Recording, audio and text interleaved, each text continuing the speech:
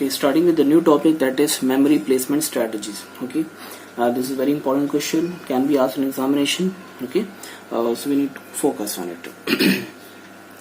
In the earlier video you have seen, we have seen different multi-programming with static partitioning scheme, multi-programming with variable partitioning scheme, that we have already seen. Okay, in multi-programming with static partitioning, we were having two alternatives. The first alternative was we can divide the memory into equal size partition, so equal size partitioning, and the second was unequal size partition. So in equal size partition, all the partition will be of the same size. Okay, and in unequal partitioning, we can create the partition of different sizes. Okay, so this is of different size and this is of different size. Okay, so equal size partitioning, all the partitions are same, but you can see over here the partitions are different. Okay, what we have to focus, that is on the memory placement. Why there is a requirement of memory placement strategies? Okay, if we are doing the things from these static and dynamic one, then why there is a requirement of memory partitioning algorithm, or we can say placement strategies. Okay, so this was the static one, okay, that we have seen in the static partitioning. And what was happening in the dynamic? In dynamic partitioning scheme, there is no need to create the partition at the system generation time. In dynamic partitioning, we are going to create the partition at the when the process will request it. Okay, so suppose this is our main memory. Okay, so when process 1 will come, process 1 has a requirement of 2 KB. Okay, so process 1 has a requirement of 2 KB, so we'll create the partition of exactly 2 KB. Okay, so this is the dynamic partitioning scheme. Okay, process 2 come, it is having a requirement of 4 KB, so we'll create a partition of exactly 4 KB. Okay, so there will be no wastage of the space. Okay, now process 3 will come, which is having a requirement of say 1 KB. Okay, so we'll allocate exactly 1 KB of space for the process 3. So in this way you can proceed. Okay, there is a problem. Okay, we have seen that in a static partitioning scheme we have a internal fragmentation. Okay, well, how internal fragmentation is done over here? So in internal fragmentation is nothing but like the memory space is left. Equal size partitioning, main memory uses inefficient over here. Okay, any program, no matter how small, occupies the entire partition. Okay, so we have created partition of say 4 KB, 4 KB, 4 KB and 4 KB. Okay, example. Okay, so 4 KB, if process 1 will come if process 1 will come and it will ask, I need only 2 KB. Okay, so what we have to do, we have to place process 1 over here. It will occupy only 2 KB and the remaining 2 KB will be unused. Okay, so this is the internal fragmentation what we have seen in the earlier video. So we have a problem of internal fragmentation in the static partitioning. In dynamic partitioning, we are not having, because we are allocating the space at the when process demand it. Okay, so there's no chance of internal fragmentation in the dynamic partitioning, but we have another problem. Okay, now what is the problem? Let me show you with the help of bigger diagram. Okay, so this is the memory. Okay, so we have created 2 KB, we have created 4 KB, we have created 1 KB, you can say, and after process 4 has come, it need 6 KB. Okay, so we have created 6 KB. Okay, so this is the partition 1, partition 2, partition 3, partition 4, partition 5. Okay, so partition 5. Okay, so partition 5 is empty. Okay, so imagine just. Okay, so this is 2 KB, this is 4 KB, 1 KB, 6 KB, and suppose this is 2 KB is remaining. Okay, this is empty. I say this is empty right now. Okay, so when process comes over here, so process 1 come over here and come with the 2 KB. Process 2, it requires 4 KB. Process 3 is having a requirement of 1 KB. Process 4 was having a requirement of 6 KB. So this was done. Okay, now what is the situation? Process 1 complete the execution. Okay, now process 1 will leave. Okay, so process 1 will leave now, and process 1 has leaved. Now this is empty. Process 2 is completed now. So process 2 has completed. Suppose process 4 has completed. Say process 1 has completed, process 4 has completed. Okay, so process 4 has completed. Now just imagine, now this 2 KB is empty and this 6 KB is empty.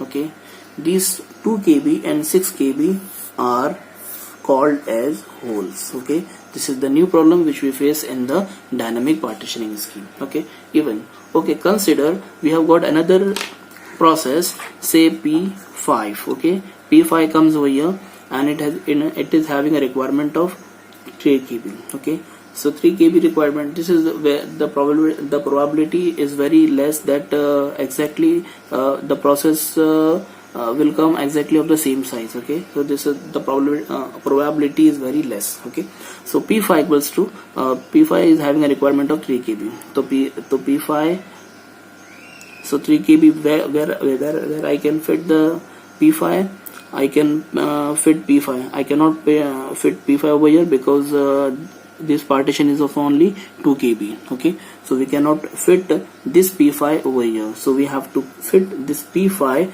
inside the partition number 4.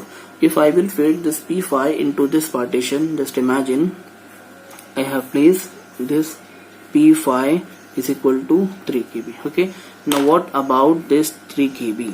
What about this 3 KB? Again, after allocation, again the space remain empty. Okay, again this is the hole.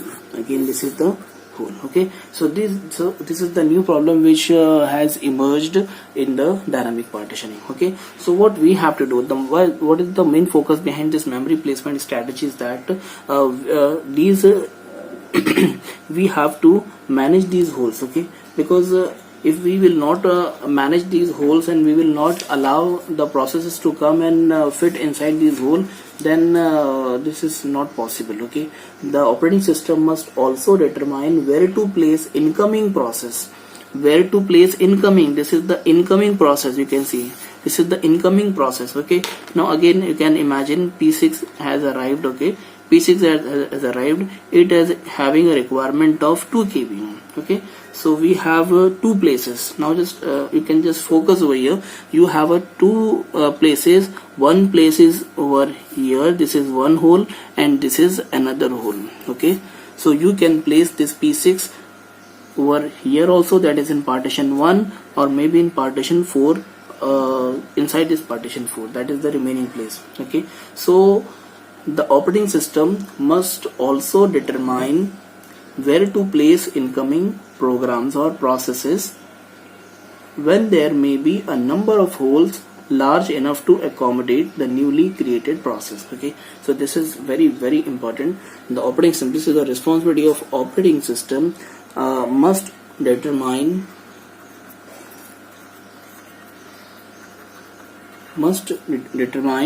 where to place incoming processes, where to place incoming processes. Okay, incoming processes when there may be number of holes. Okay, when we have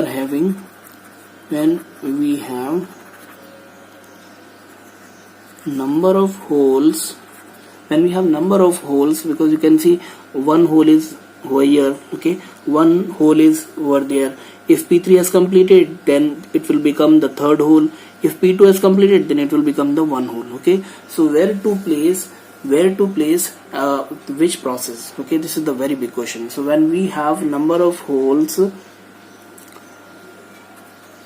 large enough to accommodate the newly created process,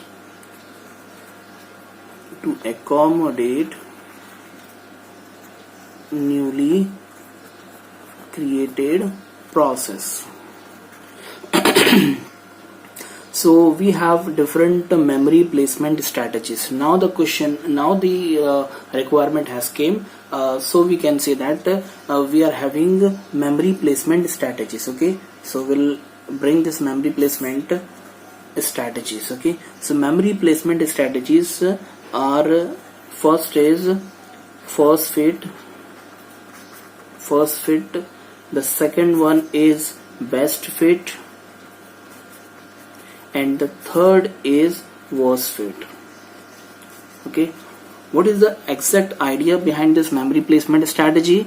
The exact idea behind this memory placement strategy is that we have to manage the incoming process. So these are the incoming process. This is the incoming process. Okay, if they are coming and we have few partitions. Okay, so where to place these incoming processes into proper holes. Okay, so that the space will be managed and there will be no hole remaining. Okay, so we have to manage it. Okay, so we can do it using these memory placement strategies. Okay, and these memory placement strategies are first fit, best fit, and worst fit. Okay, so let us start with the first one.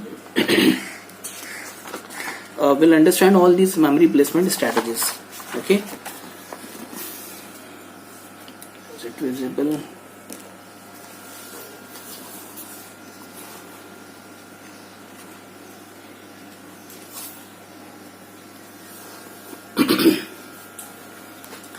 Okay, so we'll start with the example, and with the help of example we'll try to understand the whole. Okay,